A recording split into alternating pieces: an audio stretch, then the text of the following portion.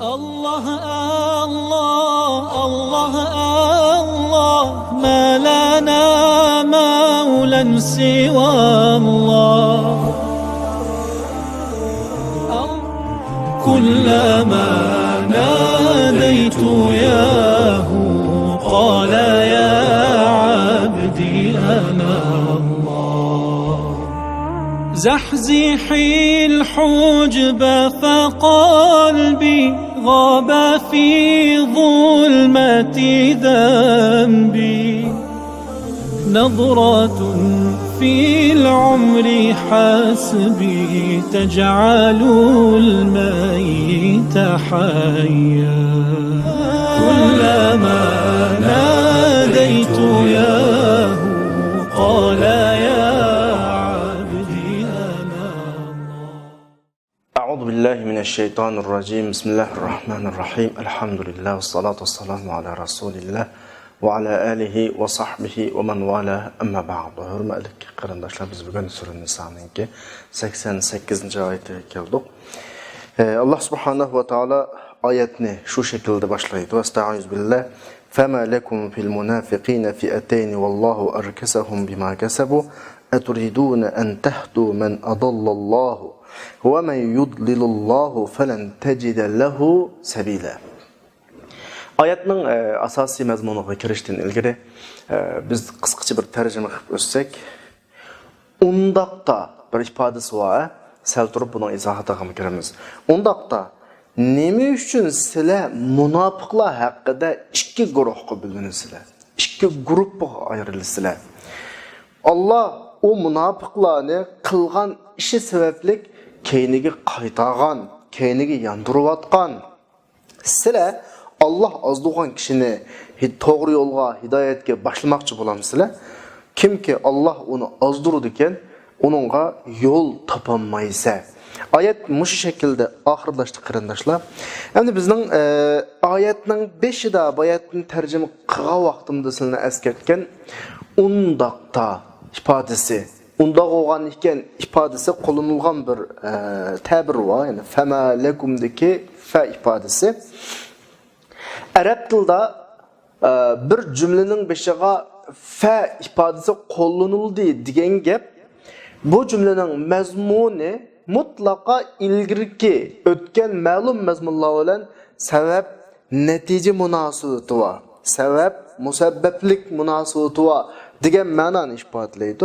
Shu asosda biz ilgirki mazmunlarga qisqacha oyatning mazmunini tushunish uchun köz yugurtkinimizde ilgirki ayetlerde Allah subhanahu wa ta'ala bizge mu'minle uruş kılsı buludu deb mu'minlerge uruş kılışını yol koyganlık hakkındaki ayetler ötken. Bunun nemi üçünlükini şu vakitte biz sözlegen tok, İslam'da bir uruşun yolga koyuluşu qandaqdır başqalarını dinge mecburlaş yüzüsüdün emas. Sen mangan yolga mecburi kirsun yüzüsüdün emas.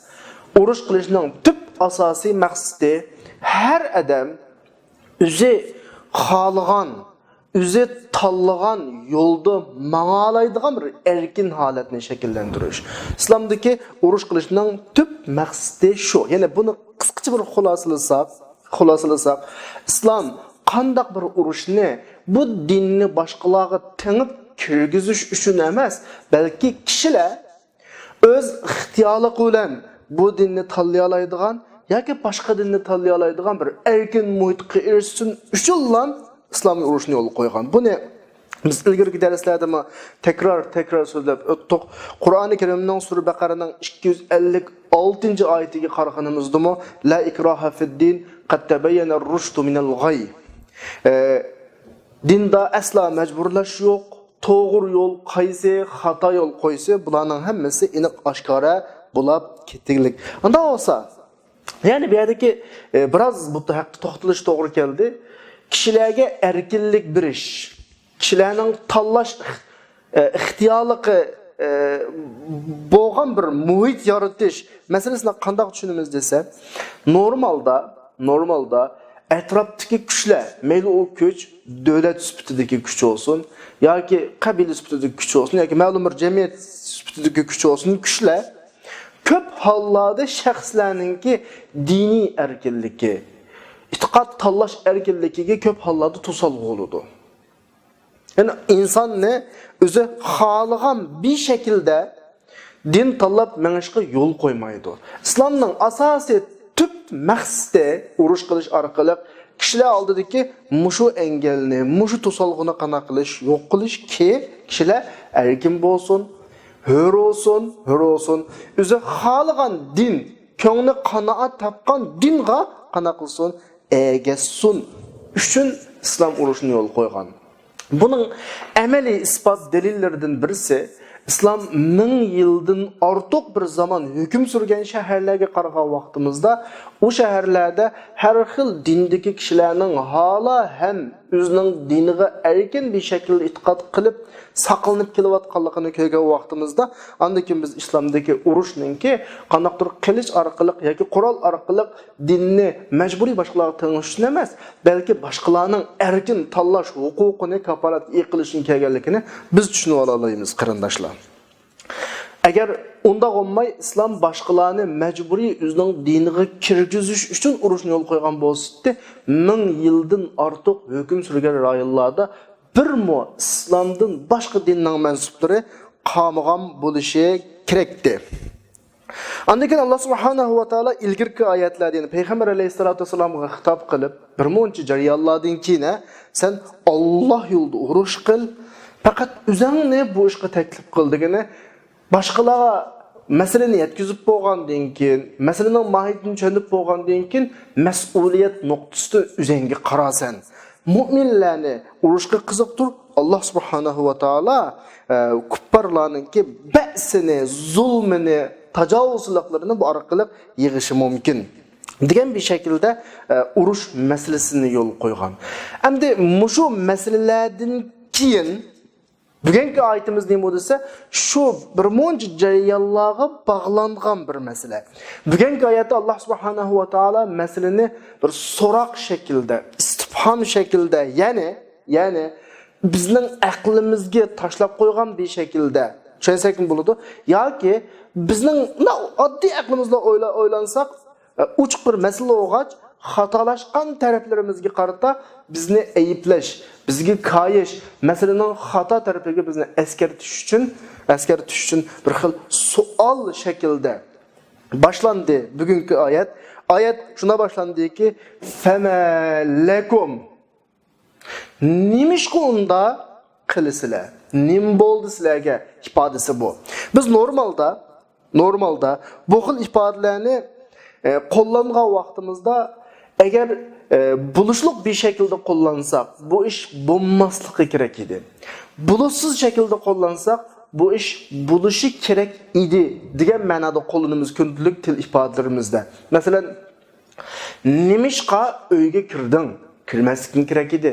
Nimishqa o'ttamiding, o'ltirishing kerak edi. Nimishqa yemiding, yeyishing kerak edi degan bir şekildeki ifoda bu. Ma ifade mushu nuqtadan tushungan vaqtimizda bizga qanday ma'no uradi? Buni texmo yaxshi tushunish uchun bir misol olaylik. Masalan, imtihon yaqinlashdi. Bala imtihon yaqinlashgan bo'lsa-mu, hech darslarini muzokara qilmayotdi. Dada, mushu ahvol ostida balasi qinim deydi. Nimishqa muzokara qilmaysa, imtihon qanday qilgan to'sa, yaqinlashgan to'sa. Yani bu yerdeki mesele neymi o dese, meseleni sual şekilde koyuş arqılı, balının aqliga to'g'irlash, aqlidan o'tadigan bir mesele bu. Nayt iniq mesele o'qashqa, uningga mushu ishni aşı şekilde qilganligiga qarta qayish va xatoligini qanday qilish eskartish yusidan qo'llanadigan bir nemo ifoda. Yani bu yerda Qur'on mu'min guruhiga, musulmon guruhiga bir xitob qilyotdi. Nima deydi o dese, qilgan bir ishiga nisbatan mu'minlarni ayıplash asosida, xatoligiga eskartish asosida bir xitob qilyapti. Bunday xitobning shakllari Qur'oni Karimda mushu ma'noda qo'llanilgan. Masalan, Yusuf alayhisolamning qissasiga qaraganimizda, Yusuf alayhisolamning qarindoshlari Yusuf alayhisolamni o'yintib akilish taklifini bergan vaqtida dadasi qo'shilmaydi. Deydi ki qarindoshlari, "Malaka la ta'manna ala Yusuf." Nimda Yusufga qarata bizga hech ishonch qilmaysiz. Asli ishonch qilishing kerak. Bizning qarindishimiz tursa degan bir ifoda qo'llanish uchun ma laka ifodasi qo'llanildi. Undan boshqa sura Inshiqoqda fama lahum la yu'minun. Nimda bima aytmaydi? O qadar uchuq dalil paketli var ekan. O qadar masala oydinken nima qilmay aytmaydi? Ima aytishi kerak. Qur'onning boshqa o'rinlaridami qo'llanilgan bu malaka malakum ifodalarining hammasi masala intayin oddiy, ammo bu yerda bir ilingan xato qadam bor, qilingan xatolikdan bir suva bu tuzatilishi kerak ifodasini ishirilib turib Ondan keyin qanday qiladi? Qilingan xitob.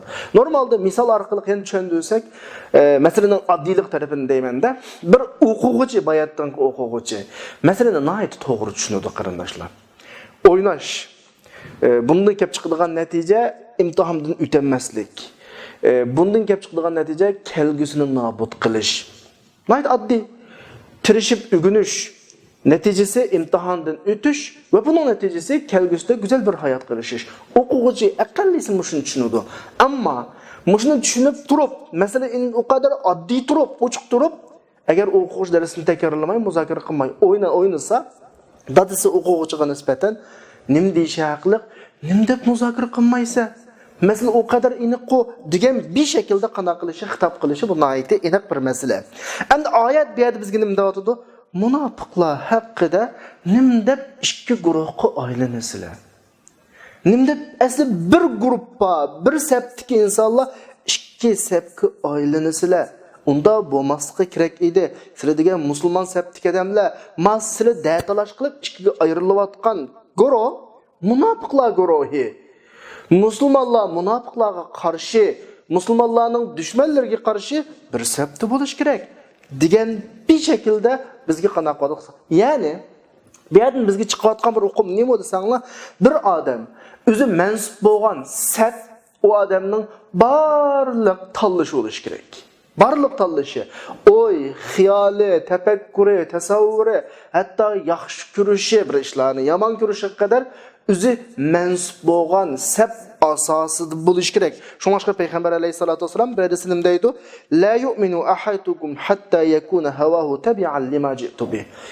Aranglardagi birisi men epkagan bu yo'l uning butun orzu, arman, xohishlariga aylanmoqcha mu'min bo'lmaydi. Ya'ni o'zingni musulmon degan ekansa, mu'min degan ekansa va bu sapning odami degan ekansa, bu yo'lning mansubi degan ekansa, sening butun orzu, armanlaring, o'y, xiyollaring, tafakkurlaring mush yo'l asosida bo'lish kerak va ergashgan bu din asosida bo'lish kerak, bu manhaj asosida bo'lish kerak. Sen boshqa yoqqa chiqib yoki bu yo'lning g'ayridagi insonlar uchun o'zingning bu yo'ldan ayrilib yana bir guruh bo'lish asla va asla nima emas, to'g'ri emas degan bir hukmni bizga berdi. Biz oyatninki har taraflarini, har so'zlarini, jumlalarini birdan izlengenimizde, inçki qarıgınımızda bizga bir hukm, bir ma'no ifodalayotdi. Masalan, oyatda ikki guruhga nimishqi bilinsizlar ifodasidagi ikki guruh ifodasi fi'a arab tilidagi bu nima desa so'z ma'nosini aqtaga vaqtimizda fi'a degan nima desa bir guruh kishilarningki ma'lum bir nishon o'rtaqlik bilan bir tarafga qarab mangan yoki bir yo'lni tutib mangan insonlarni fi'a deydi. Agar bir jamoatninki, bir guruhninki nishon ikki bo'lsa, bu bir fi'a emas, bir jamoat emas, ya'ni bir to'p emas.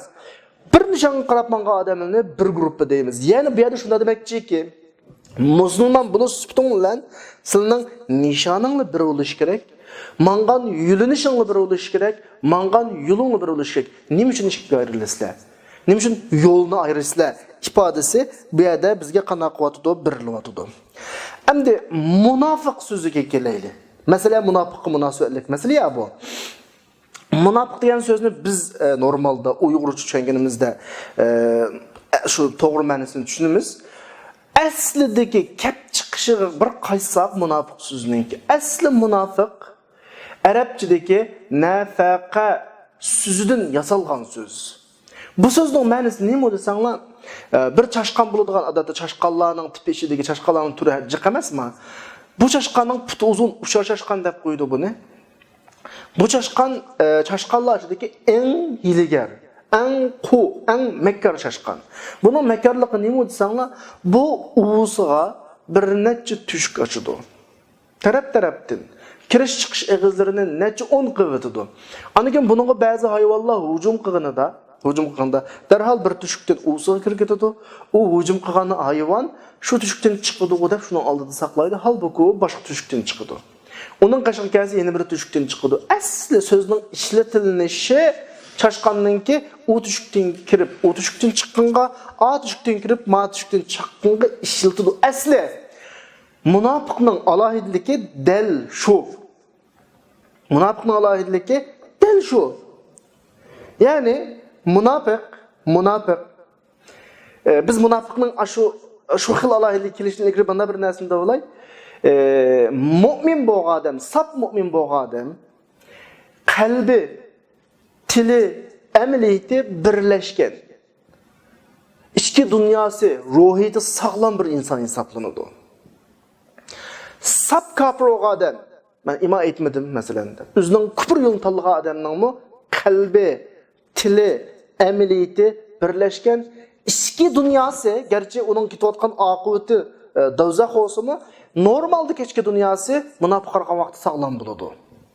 Yani ya mümin bol ya kafir ol. Çünkü bu ikisinin ahvali inik. Ama münafık neymi dese, münafık tilda müminler tarafı turadigan, ama kalbi küfür tarafga bağlangan. Yani münafık qanday ahvol ostida o'rtaga chiqadi desa, ko'zi o tarafdami bir foydani ko'raklik, bu tarafdami bir foydani ko'raklik. Ikkilisining foydasiga erishgisi va zihnni tatqisi yo'q. Eg'izda bu tarafda, qalbida o tarafda. Bir qarasa bu tushukdan chiqadi, bir qarasa u tushukdan chiqadi. Bu xil insonlar munofiq bo'ladi.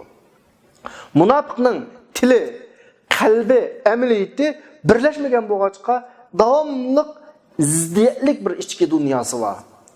Davomli jiddiylashgan bir ichki dunyosi bor.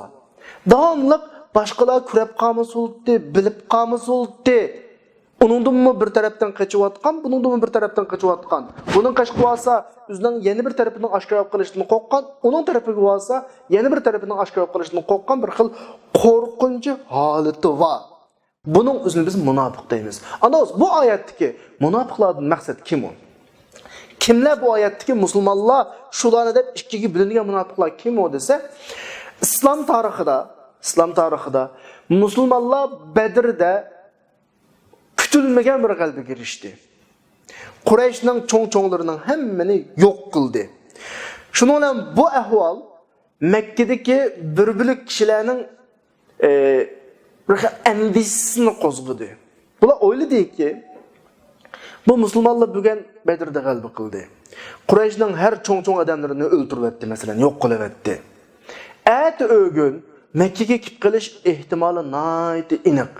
No'g'andikin buni bir amal qilishimiz kerak. Ya'ni biz ziyon tortib qolg'uchi olmasligimiz kerak. Degan bir shaklda Makkada turib o'zining iymonini oshkorlagan kishilar. Ya'ni biz musulmon bo'ldik. Atog'in Makka fath qilinib qolsa, bir bizga nim bo'lsin deb bir saqlanib qolamiz degan asosda. Va yoki hijrat qilgan bo'lar Madinaga. Hamda hijrat unda oson narsa emas. Hammanglar bilasizlar. Söygen suyumlik vatandan ayrıldı kişi, özünün tunuş bilişlerinden ayrıldı, yaşayan muhitten ayrıldı. Yani başka bir yeni bir dünyaya görüp, bütün turmuşunu nölden, yeniden başlaştı doğru kıldı. Bu hakikaten asan emas. Biz bunu obdan bilimiz. Musafirçilikninki, hicretninki insana ne kadar iğri hikayeligini obdan bilimiz. Buna bağan deyken bunu çidiyanmadı. Bulanmadı yani Medine'deki özünün yurtlarını taşlayıp koyup, yeni bir muhit, yeni bir şehir, yeni bir hulum koşna, yeni tunuş bulanın içinde biraz böyle sıkıldı. Ya ki yani bu capasıqa bulanmadı. Şundan qana qıldı bulan? Biz Mekke'ye qaytile deb Mekke'ye qaytmoqchi oldu.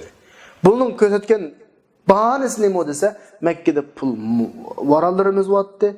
Biz aşı baylıklarımızla, pullarımızla qaytırıp ekersek degan bir şekilde Mekke'ye qayt qılı tudi bular.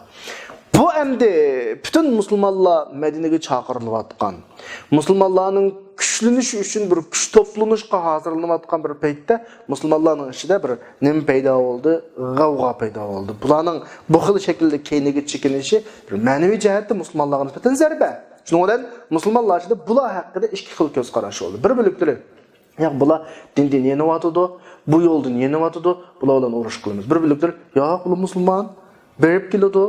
Mal-mulkini olib keladi degan shaklda buni himoya qilgan shaklda qanday qiladi bular bilan urushmaymiz deyapti. Ya'ni musulmonlar, mu'min saf mushu bir bilik munofiqlar sababidan natijaga bilandi, ikkiga bilandi. Qur'on bugungi oyat bularning masalasini kesdi. Musulmonlarning bu nuqtada o'tkazgan xatoligini musulmonlarga qana qildi, eskartdi. Bilasizlar, fikr ikki xil. Qur'on bular haqida o'z fikrini bayon qilgan vaqtda ikki xil fikrga hurmat qiladi-yu, ehtirom qiladi-yu, lekin to'g'risini kesin ifoda qiladi bu yerda. Ya'ni bu yerdagi oyatda xatolikka ayiblash bor deyilsa, shu xato tarafiga qaratilgan bo'ladi. Qanday desanglar, birinchidan Qur'on bu odamlarni munofiq deb atadi. Munofiqlar masalasida nima uchun ikkiga ayrilsa degandan keyin bular bilan urush qilmaymiz. Yani bularni muhofaza qilgan bir guruh bor ya, bularni sizlarning shunga xato degan bir mesaj uchur o'shalardan chiqib bo'ldi. Bularni munofiq kelgandan keyin bularning tarafini olganlarga nisbatan bir xatolik signali. Sizlarning qilayotganingiz xato, ma'ishingiz to'g'ri emas. Nima uchun bular haqida asosiy guruhdan, asosiy yo'ldan ayrilisizlar degan bir shaklda xitob berildi bularga. Ya'ni oyat qarasanglar, intayin nozuk bir ifoda bilan nazik ifodalar, inchki ifodalar, ikkili guruhning qalbini qirmagan asosda, hurmat qilgan asosda, ammo xatolashganlarning xatoligiga tanbih bergan asosda, ularni eskartgan asosda bir ifoda qo'llanib, masalanki bularning munofiq ekanligi, bularni deb asli sabtin sab arishning xato ekanligini bu oyat bizga qanaq biryotdi deb biryotdi qarindoshlar. Oyatning davomiga kelganimizda Vallahu erkesahum bima kasabu. Allah ularni keyniga qaytaryapti deydi. Nimishqa? Biz bayatman bularning hikoyasini deb berdim. Bular musulmon bo'lgan bo'ldi. Ondan keyin burun kufrdi bular. Musulmon bo'lgan bo'ldi. Musulmonlikni oshkorlagan bo'ldi. Keyin musulmonlikdan qaytib Makkaga qaytmoqchi bo'ldi. Erkesahum deganga bularni asliga qaytaryapti degan gap. Endi mush o'rinda Allah işletken bir ifadeni, erkesahum ifadesini biz bir inçki kirib bakaylı. Arapçadaki erkesahum degan nima degan gap? Biz normal tercüme qilishda bularni asli kufr holatiga qaytarib deb tercüme qildim. Normal tushuninglar, ammo Allohning qo'llangan ifodasi bu yerda erkesa degan fiil asli rekesadan chiqqan fiil bo'lib, yegan tomoq oshqozonda singmay qusuq shaklda qaytib chiqqan bir holatni mushu fiil ifodalaydi. Yani bularning butun jarayonini yirginishlik bir holat shaklda tasvirlayotdi. Xuddi yegan tomoqning singmaylan keyniga qusulib chiqqan ifodasini Alloh bularning keyniga qaytganini mushu xil shaklda ifodalayotdi. Bilasizlar, endi inson normal tomoq yeydi. Tomoq badanda hazm bo'ladi, badanga quvdi taqaydi, qoldiqlari normal yo'ldan chiqib ketadi. Bu jarayonning hammasi normal jarayon. Chunki hammasi normal tartib bilan, normal vaqtida, normal o'rniga bo'ladi. Yani inson yirginadigan ish yo'q bu yerda. Ammo qusqan vaqtida bir normalsizlik bu. Asli insonning hazm sistemiga qarshi bir normalsiz hodisa. Buningdan chiqadigan sesiq puroq aş quchunimi seskendirdi, etrafdagilarni seskendirdi. Nimishqa? Chunki bu sistemga qarshi bir normalsizlik, normalsiz bir vaqt yuz berdi bu xalimiga vaqtda va normalsiz o'rinda yuz berdi. Buningdan chiqayotgan sesiq puroq yoki yirginishlik bir ko'rinish, normal hazm bo'lgan tomoqning qoldiqqa chiqib ketgandan nima betar yani. Ava hamma tartib normal bo'lg'achqa, hamma inson uning odatlangan bo'lg'achqa normal ahvol. Ammo ma'vo qusquchunimi seskendirdi, etrafdagilarni seskendiradigan bir yirginishlik ish. Dal munofiqlarga Alloh mushu yirginishlik ishlatiladigan fe'ilni ishlatyapti. Ya'ni bularning kufr holidan, burungi kufr holidan musulmon bo'ldik deb da'vo qilib, anikin bu yo'lda bulanmay keyniga chekinganini dal mushu tomoq singmay qusqan bir holatga qana qilyotidi, o'xshatyotidi qarindoshlar. Yani Kur'an'ın bu ifadesi mi? Bularning umumiy ahvolini o kadar güzel ifadalagan. Anikin muşu şekilde yana erkese degan pil, yani bularning keyniga qaytgan pilning yana bir ifadesi lug'atlarda bir odamninki beshi ostida, puti ustida holatni mu erkese. Yani ta'tirib qolgan holatni mu erkese. Çünkü Qur'oni Karimda kafir munofiqlarni sifatlagan vaqtda mushu xil shakldagi pillar, mushu xil shakldagi ma'nolar qo'llanildi. Sura Anbiyoning 65-oyatida "Thumma nukisu ala ru'usihim." Andaki ular putlaricha ta'tirib qilinadi, ma shaklda. Yani bularning ahvoli bu qarindoshlar. Endi bu kelgan vaqtida bizga qo'yilgan bir savol bor. Allah bularni qo'ydi. Yani bularning bu xatolashi, keyniga chekinishi Allah qildimi acaba? Shunda Allah qildi. Ammo bima kasabu, bularning qilgan etgan ishlari sabablik Allah qildi. Yani bu yerda biz nimaga kirib qolamiz qarindoshlar? Bir necha dars oldu. Biz mushu temaga kuchayapmiz. Yani ishlarning, yaxshi yomon ishlarning, iman küfrünün, hidayet ve azgınlıkның hemmisinin aslında Allah tarafından, ama insanga birilgen ihtiyarlık olan tanlandıqanlığı. Yani bütün näsininki, malzemesininki, ham materialninki, tertibininki, irade, güç, kuvvet hemmisinin Allah tarafından yaratıldıqanlığı, insanga birilgen fakat bir tanlaş ihtiyarlık tüpeyledin, muşu Allah yaratkan yolla, sebepler, muş tüpeyledin birini tanlaydıqanlığı ve bununla yaraşan netice geliştiğanlığı hakkında cık sözüldük. Bugün muşunun kep kaldık yani. Bularni Allah keyniga qaytargan degandin keyin suolchidi, suolga nisbatan Allah subhanahu va taolo bima kasabu, bular o'zlari qilgan ish sabablik shunga kufrga qaytdi bular. Buni tushuntirishni yana bir misol olish to'g'ri keladi. Valillahil masalul a'la. Biz davomli misollar bilan masalalarni texmi yorqin, aniq ifodalash uchun tirishyapmiz. Bir universitet yoki bir maktab o'quvchilarninki o'tish, yani maktabni güzel bir şekilde bitirilish yoki qilib qilish bitirilmasligi qarta bir qonun tuzumlarini hammani qo'yadi. Qonun moddalarini tuzadi. O'quvchi manda shartni hozirlasa o'tgan bo'ladi. Mama shartni hozirlamasa qilib qolgan bo'ladi. Demak, bu yerda o'tgan o'quvchini maktab o'tkazdi, qilib qolgan o'quvchini maktab qoldirdi. Ammo nima sababli? Mektepning o'tkazilishi, mektepning o'quvchini imtihondan o'tkazmay qoldirish hammasi shu o'quvchining o'zining qilgan ma'lum ishlari sababli. Bu yerda faqat qonuniyat masalasi bor. Maktab qo'ygan bir tuzum masalasi bor. Bizning necha kunlardan biri, necha darslardan biri so'zlayotgan narsamiz Allohning ziminda qo'ygan qonuniyati.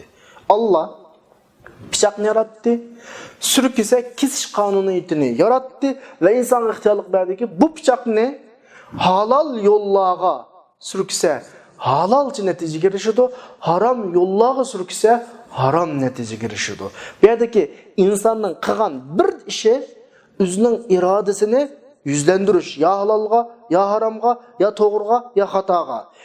Doğru sebepni kıldı, doğru netice çıktı, hata sebepni kıldı, hata neticesi çıktı. Muşu iktidar, mesela aş bıçak desek, misal alsak bıçakla kesiş iktidarı keskenliğin için ölüş neticesi hemen tamamen Allah yaratkan buludu. İnsan fakat tanlığanlığı üçün ya doğru qilgan ya xato qilgan baholanadi va mushu tanlığanlığı üçün lan jazolanadi. Bu şekilde qarindoshlar. Yani oyatning oxiriga qaytganimizda Aturiduna an tahdu man adallallah. Allah azdugan kishini sizlar to'g'ri yo'lga yetaklemoqchimi ifodasi bor. Yani bayatanga o'xshash bir savol keladi. Allah azdugan ifodasi. Allah ularni keyniga qaytuvgan ifodasi. Bularning hammasi kelgan vaqtida biz yuqorqi tushunchamiz kuchga ega. Undan keyin sizlar hidoyatga boshlamoqchimi ifodasida adallalloh, Allah azdudi, Allah keyniga qaytuvdi o'xshash hukmdagi hukm so'z buning biriladigan tushunchasi bayatni ilgari darsimizda bergan tushuncha shu. Endi sizlar hidoyatga boshlamoqchimi ifodasidagi hidoyatga boshlash haqida biroz qanaqilimiz qarindoshlar to'xtalamiz. Nima uchun to'xtalamiz qarindoshlar? Chunki Allah hidoyatga boshladi, Allah hidoyatga boshlamadı degan bir ifoda qo'llanilgandan keyin falsaflardan keladigan savol nima desa, Allah o'zi hidoyatga boshlab jannatga sulasa, Allah o'zi hidoyatga boshlamay do'zaxga sulasa, bu qanday adolat deydi? Biz kelayli hidoyat Qur'onda qo'llanilgan hidoyat ikki xil ma'noda qarindoshlar. Birisi yo'l ko'rsatib qo'yish ma'nosidagi hidoyat, yana birisi yordam berish ma'nosidagi hidoyat qarindoshlar. Endi buni u qadar falsafalashtirib qilishning hojati yo'q. Oddiy bir shaklda men sizlarga qanaqalay tushuntiray. Masalan deyli, bir shaharga mangmoqchi bo'lgan kishidan birisi bir yo'ldagi qatnash saqchisidan so'raydi masalan. Efendim men falan shaharga bormoqchi edim. Qatnash saqchisi uni shu yo'l tarafga boshlab qo'ydi. Mao başlash ma'nosida, ya'ni ma yo'l manda mangsangiz falan shaharga borma başlash ma'nosidagi hidoyatga to'g'ri keladigan ma'no. Endi shu kishi saqchining gapini anglab, shu yo'l bo'yicha shu nishonaga qarab mangdi. Saqchi bunun ahvoliga qarab bir yordam bergisi kelib, insonlik nuqtasidagi ba'zi ahvollarni misol qilyapmiz-ku. Mashinaga chiqilgan men sizni falan yergacha olib qo'y yoki pukun yergacha olib qo'yma deb, buningga shu yo'l yurish jarayonida yordam beradi. Mana bu yordam berish ma'nosidagi hidoyat.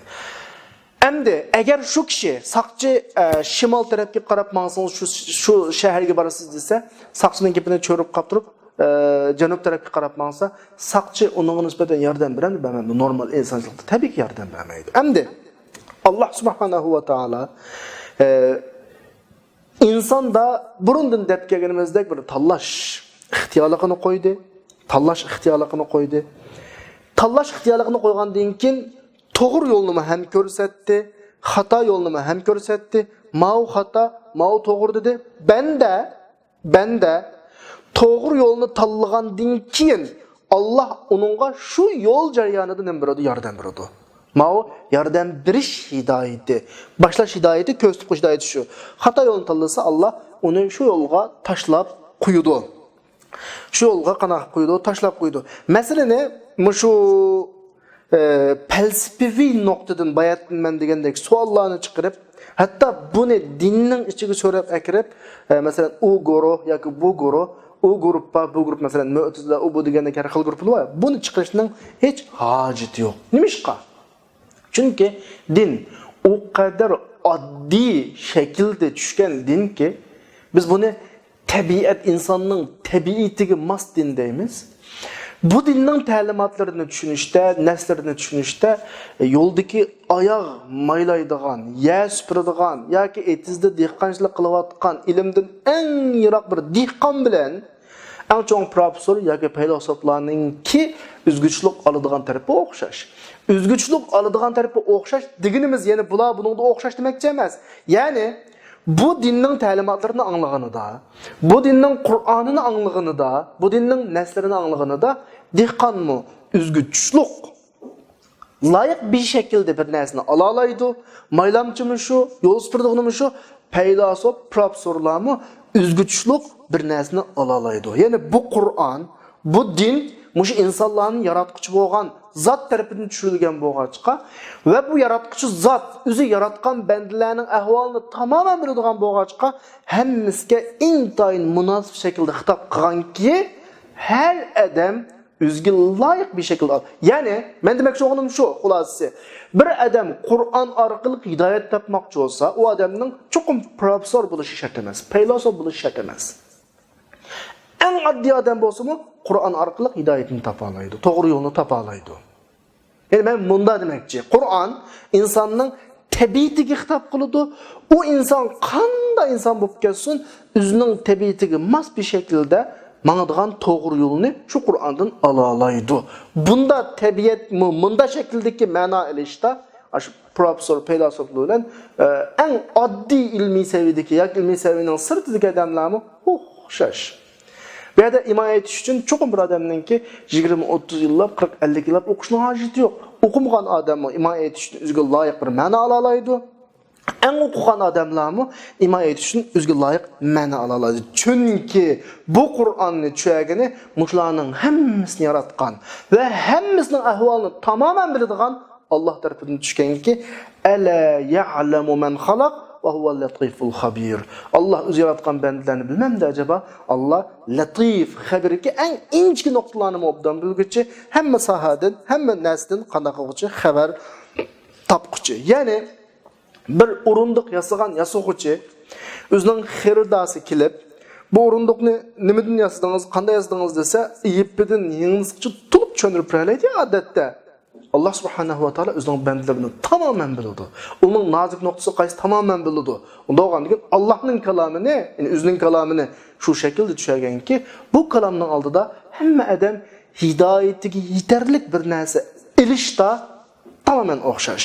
Ya'ni texma gapni xulosalasak, Qur'on, islom bizga tabiiy, bizning vujudimizga, tabiatimizga xitob qiladiki, falsafiy xitob qilmaydi. Bilasizlar, dunyoda moddiy falsafalar taraqqiy qilib insoniyatga o kadar güzel natijalarni akeldi, güzel tuhfalarni qo'shdi. Ammo nazariy falsafalar hayotda dunyoga bir narsa qanaq baqqan emas, sunib baqmagan desak, mencha qanaq qilmaymiz, xatolashmaymiz. Qarasak, bir misol olsam, bir saroda yashaydigan bir odam yo'lda ketib o'tib oldidagi mangan bir izga qarab, masalan bir tuguning izi yoki kalining ya atning izi, oldida atning baliqin atning manganligini bilalaydi. Bu şekilde atdi. En sarada yaşaydigan odamga nisbatan bu şekilde Allah'ın barliq birligini, dunyodagi ahvollarni bilalaydi. Endi o'qigan professor eng bilimli odamlarmi o'z doirasida, bilish doirasida turib Allah'ın barliq birligiga nisbatan üzgüçlük delillarni topalaydi. Mana din, Qur'on bularning hammasiga üzgüçlük bir şekilde, yani şu adamning iman etişiga yetarlik darajada xitob qila oladi. Bu Qur'oni Karimninki kim tarafidan tushganligi, Alloh tarafidan tushganligi ki o'zining bandalarining hammasining ahvolini qana qiladi, biladi. Endi müşakaga vaqtda biz muşunoqdan tushunib bo'lgandan keyin biz Allohning xitobiga qaytib-qaytganimizda Alloh bu yerda deydi-ki, Alloh bularni qilgan ishi bilan qana qildi, keyniga qaytdi. Yani desem şu felsefeler tarafidan chiqadigan bir bilik su Allah bayatın degandek. Allah o'zi qaytulsa, Allah o'zi azdulsa, andakin o'zi jazolasa, bu adolat ulandı. Bu yerda qarindoshlarning kallasini bak elishtirmay, felsefi noktalarga, kalami noktalarga kirish orqali. Faqat men demoqchiki, Allah biz biladigan 99 ismi sıfatı, ondan başqa Allah, biz bilmaydigan nurg'un ismi sıfat, qudret sahibi. Allah'nınki yaratquchi sifati var. Hamma narsani yaratdi. Adolat sifati var. Har narsani o'z joyiga qana qilib qo'ydi. Birsi bir tarafiga qana qilib esli olib, Allah hamma narsani yaratquchi deb turiblam, yana bir tarafini qo'yib qo'yib turib, Allah hamma narsani yaratsa, do'zaxni yaratsa, jannatni yaratsa, gunohni yaratsa, savobni yaratsa, hidoyatni yaratsa, dalolatni yaratsa, ondan keyin o'zi yaratgan narsa tufaylidan nakirgizsa, do'zax kirgizsa, bu qanday bo'ladi? Bu nuqtadan keladi. Yana birisi adolat degan sababini kelib turib, o yana bir tarafidan keladi. Biz deymizki Allah subhanahu va taala nurg'un sifatga ega zot. Allah'nınki xaliq sifati va adil sifati va ondan boshqa bütün sifatlari var. Mushlarning hammasini bir yerga ekib turib tushunishimiz kerak. Ben dedim, bu noktaga inçikilep kirmey, ama qarindoshlarga oddiy bir tushuntiraydiganim nima o desa, masalan deyli, hamma narsani yaratdi degan nuqtani tushuntirishni men bunda bir deyil. Hatta hayotlikni yaratdi, o'limni yaratdi masalan. Birisini o'ltirib etdi. Biz o'ltirib etgan odamni o'ltaguchi amaliyotda o'ltirdi demaymiz. Ya'ni qana desanglar, agar amaliyotda o'ltaguchi o'ltagan bo'lsa, ular bir ağız gap orqali yoki uning jinni chiqajan dish orqali chiqirib olish kerak. Anda o'zi bunning qanday masala desa, bu yerda Alloh subhanahu va taolo inson dunyoga keladigan bir qonuniyatni yaratdi va sabablari hozir bo'lganda ketadigan bir qonuniyatni yaratdi. Ya'ni u odamga masalan bir tig'liq asob bilan badanni kesilsa yoki tiqilsa yoki o'qdan birasi badaniga kirsa, o'ladigan bir holatni hammani Alloh subhanahu va taolo yaratib qo'ydi. Bu yerda bo'lgan ish faqat nima u desa, haliqi qotil pichoq yo qilich yo toponchani kelib shu odamni otqanligi. Bu bir sabab. Andakin buning o'qi shu odamning ichiga kirishi, badanga ta'sir qilishi, buning ta'siri jonning chiqib ketishi jarayonining hammasi tamoman kimning ilkida? Allohning ilkida. Alloh tarafidan bo'lgan ishlar. Ya'ni men zo'rlanmayapman ba'zi narsalarni sizlarga tushuntirishda, balkim xato tushuntirib solmaydi. Ya'ni masala nima desa, Allah dünyadaki bütün imkaniyetlerini, mesela deyli, ben şunda halısam kulağımda götüreleyim. Şuna halısam koyalayım. Halısam aldığımda kitabını yep öteleyim, halısam açalayım. Bunun hemmisini ne dese, benim bir irademge bağlıq, ama bu şunu yapıdığan, açıdığan, kötürüdüğan, bütün ma işlerinin hemini Allah subhanahu wa ta'ala benim kulağımda, benim bedenimge ulaştırılan güç kudretinin türtkisi de kılalayım. Yani benim muşta kılışımның hemini Allah yaratkan deyme, ondan sonra benim bir yerdeki alakam nemi bunun nispeten diye vakitte benim şunu kılay, kılmay, şulam alakam var. Kalan güç, kudret, yepiş, içiş, bayatın öldürüşünü kepini kıldık, başkalarını hemmisi Allah yaratkan kudretle buludu. Şu başka deyimiz ki akide babıda zemindeki meyli yaxşılık, meyli yamanlık her şeyini kim yaratkan buludu? Allah yaratkan buludu. Yaxşılık, yamanlık noktasının hemmini kanuniyet boyunca ornatkan tizgan buludu. Ve bunun nispeten yolunu sızgan buludu. Ma yoldu mansan, yaxşılık var ise onu me yarattım. Sebebi bu, bunu kılsan neticesi o. Tamamen hemisi Allah tarafından yaratılgan. Meyde bir yamanlık koyuldu. Bunun sebebi bu. Bu zamanla bu işini kılsan, yaman netice çıkıdı. Hemen Allah yarattı. İnsanға tek bir lam nesini verdi ki, muşu yolladın birini tallap men işte. İnsan qaysi yolunu tallasa, şu yerge urullaştırılgan sebep, netice ve ondan kep çıkıdığan işlerin hemisi 101'di. Bütün işte Allah'ın tarafından yaratılgan buludu. Fakat tallap şu işini 101 işke sebep buluştu, insan sebepçi. İnsandan kıyameti cezalandığın noktası del muşu nokta kırındaşlar. Muşu nokta. Şu başka bugünkü ayetki münasibeti nimi bu geplerine diye vakitte? Vallahu erkesehum. Allah ulanı kaytudi. Allah ulanı azdur diye vakitte qanaqdır Allah ulanı azdırıp bulap, keyni küfrüge kaytırıp bulap, anda uzak saydığı iş yok. Sebep ne dese? Bima kesebu. Bunların fakat kılgan bir iş var şeyde. Yani aşı sebep, Allah yaratıp bergen doğru yol, azgınlık yol, doğru yolga mаңsa, cennet kirişiş, hata yolga mаңsa, dozaq kirişiş, qatarlıq meselelerin içinde özü tanlagan bir taraf var. Özü kılgan bir taraf var. Kur'an bunu inçki bir şekilde bima kesebu degan şekilde bizga qanday ifodalab o'tadi. Muşu noktasını sizlerge kırındaşlar qanday qilmoqchi, tushuntirmoqchi kırındaşlar.